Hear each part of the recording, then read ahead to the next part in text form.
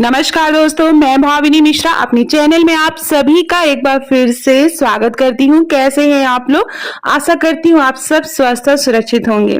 विश्वकर्मा पूजा आने वाली है, तो विश्वकर्मा पूजा किस दिन की जाएगी, पूजा का शुभ मुहूर्त क्या होगा, पूजा विधि क्या होगी, इसका महत्व क्या है, तो ये सारी बातें इस वीडियो में मैं आपसे शेयर करूंगी। तो सबसे पहले मैं आपको बता दूं, भगवान विश्वकर्मा सृष्टि के पहले वास्तुकार और इंजीनियर माने जाते हैं। भगवान विश्वकर्मा को सृष्टि के प्रथम शिल्पकार के रूप में भी जाना जाता है। शिल्प के देवता भगवान विश्वकर्मा की जयंती हर साल कन्या संक्रांति के दिन मनाई जाती है। इस साल विश्वकर्मा पूजा 17 सितंबर 2023 को है।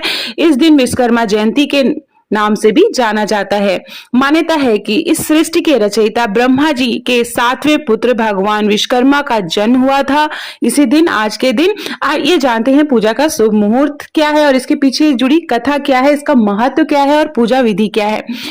विश्वकर्मा पूजा का जो समय है वो मैं आपको बता दूं, 17 सितंबर को पूरे दिन भगवान विश्वकर्मा की पूजा की जाएगी। लेकिन इस दिन पूजन का जो शुभ मुहूर्त है वह सुबह 10:15 से लेकर दोपहर के 12:26 तक रहेगा। इस अवधि में आप पूजा अगर करें तो बहुत ही ज्यादा शुभ फल की प्राप्ति होगी।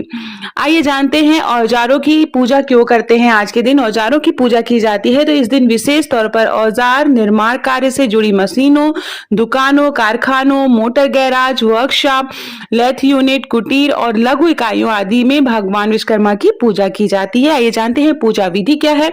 तो इस दिन अपने कामकाज में उपयोग आने वाली वस्तुओं और मशीनों को अच्छी तरह से साफ करें।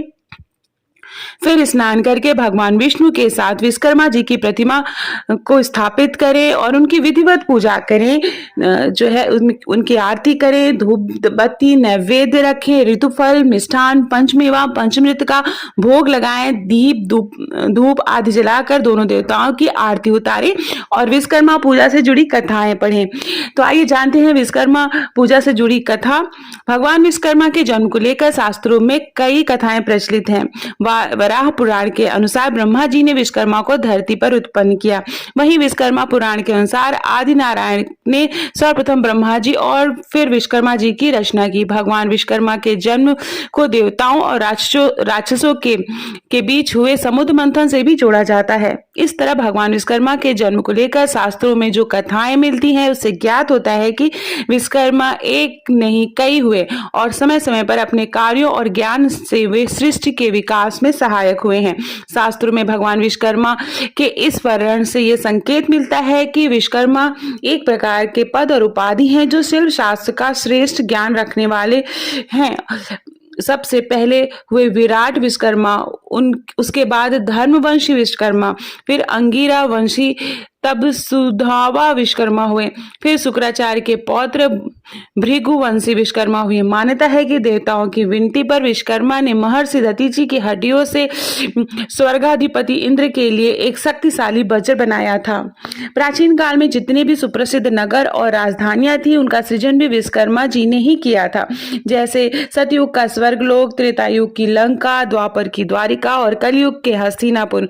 महादेव का त्रिशूल, श्रीहरि का सुदर्शन चक्र, हनुमान जी की गदा, यमराज का कालदंड, कर्ण की कुंडल और कुबेर के पुष्पक विमान का भी निर्माण विश्वकर्मा जी ने ही किया था, जो शिल्प कला के इतने बड़े मर्मज्ञ थे कि जल पर चल सकने योग्य खड़ाऊ बनाने में भी सामर्थ्य थे।